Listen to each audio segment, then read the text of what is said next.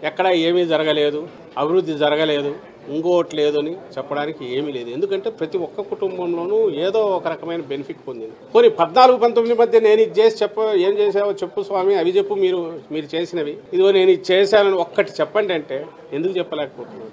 నేను ఇంతగా స్ట్రెస్ పెట్టి ఎందుకు అంటున్నానంటే రిమోట్ పాస్ట్ కాదు, 14-19 అందరి మస్తిష్కాల్లో ఇంకా ఫ్రెష్గా ఉంది. చంద్రబాబు నాయుడు ఏమీ చేయకపోగా రాచి రంపాన పెట్టాడని అందరికీ తెలుసు. తుఫాను, కరువులు ఆయన హయాంలో వచ్చిన ప్రతి సందర్భంలోనూ అసలు ఎప్పటికి లెక్కలు తేల్చేవాళ్ళు, అసలు ఇన్పుట్ సబ్సిడీలు ఎప్పుడు ఇచ్చేవాళ్ళు, అది వచ్చేసరికి వాళ్ళ పరిస్థితి ఏమయ్యేది, లెక్కలు తీయమనండి, చెప్పమనండి ఒకసారి. ఇదిగో ఫలానా తుఫాను వచ్చినప్పుడు నేను ఇమ్మీడియట్ ఇంత పే చేశాను, ఇదిగో ఇది చూపమనండి. లేదా కరువు వచ్చినప్పుడు ఇదిగో నేను ఇంత చేశాను చెప్పమనండి.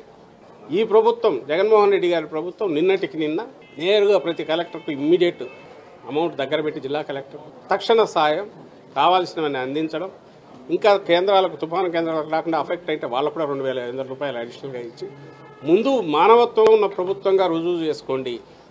మళ్ళీ నేను వచ్చేసరికి, జనంలోకి వచ్చేసరికి మా కలెక్టర్ బాగా పనిచేశారని సంపాదించుకోండి అని ఫ్రీడమ్ ఇచ్చి పనిచేయించిన ప్రభుత్వం ఇటుపక్కుంటే ఈ పెద్ద మనిషి సెంటర్కి రాస్తాడు 22 లక్షల ఎకరాలు. ఏం లెక్కలే వీరికి? తలకాయ ఉండి రాసేవేనావి? 10,000 కోట్లు రాసి ఆయనదేం పోయింది? మొత్తం రబీ అంతా పోయింది. ఒక 50,000 కోట్లు ఇవ్వండి అనొచ్చు. అప్పుడు ఎవడో అన్నట్టు కొండ ఎత్తి పెట్టండి నేను మోస్తానంటే కొండ పెట్టలేడు కదా అన్నట్టు.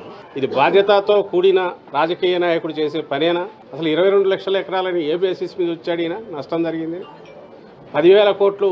ఊరికి నేను పెద్దగా అడిగాను చూడండి మీ తరపున అని చెప్పుకోవడానికి. కాకపోతే ముఖ్యమంత్రిగా పనిచేసిన వ్యక్తి బిహేవ్ చేయాల్సిన పద్ధతి అనేది. మా ప్రభుత్వం ఏం చేసింది? ఇమ్మీడియట్ రాగానే వరుసగా జరుగుతున్నాయి, ప్రకటించారు. ఇంత ట్రాన్స్పరెంట్గా పంట నష్టం అంచనాలు వేసిన తర్వాత ఎన్యూమరేషన్ మొదలయ్యాక సామాజిక తనిఖీకి కూడా మళ్ళీ పెడతాం, రైతు భరోసా కేంద్రాల్లో అని పెడుతున్నారు. మళ్ళీ దాని తర్వాత ఎవరైనా మావి లేవని వచ్చినా, ఇంకోటి వచ్చినా అవి యాడ్ చేస్తాము. ఇంకా ఎవరైనా మిస్ అయిన ఫైనల్ లిస్ట్ పెట్టాక కూడా మళ్ళీ నెలాఖరు వరకు టైం ఇస్తున్నామని ఇక్కడ ప్రకటిస్తే, అంటే జల్లడబెట్టి ఎక్కడన్నా మిగిలి అర్హత ఉన్న, సంక్షేమానికి అర్హత ఉన్న కుటుంబం కానీ వ్యక్తి కానీ ఉంటే వాళ్ళని తీసుకొచ్చి ఇది అందజేస్తున్నారు.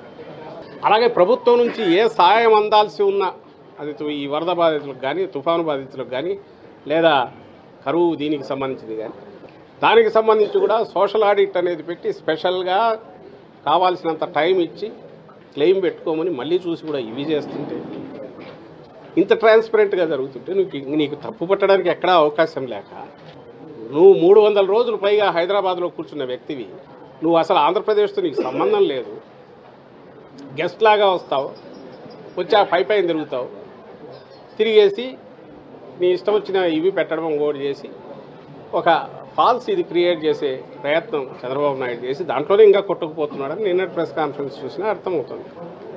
ఒక్క మాటన్నా రెలవెంట్ది ఉందా ఆయన మాట్లాడిన దాంట్లో? స్టేట్కి సంబంధించి కానీ, ప్రభుత్వానికి సంబంధించి కానీ. ఇంకా 3 నెలల్లో వచ్చేస్తా, 3 నెలల్లో వచ్చి ఎక్కడికి వస్తారు? లేదా ప్రజామోదంతో అభ్యర్థులు ఎంపికంటారు. అసలు ప్రజామోదం నీకే లేదు. చంద్రబాబు నాయుడిని రిజెక్టెడ్ 19లోనే కొట్టేశారు. నిజంగా 14-19 మధ్య ఆయన ఒక మోతాదులో పనిచేసి ఉన్నా, ప్రజల గురించి ఆలోచించి ఉన్నా,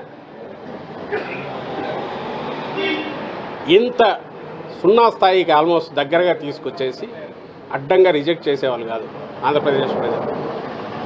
నువ్వు చేయకపోగా రాచి రంపాన పెట్టావు, చీకట్లోకి దోసావు, స్టేట్ను దోచుకున్నావు అడ్డంగా అని పూర్తిగా తెలిసి అనుభవం అయినందువలనే అవుట్ రైట్ రిజెక్ట్ చేశారు.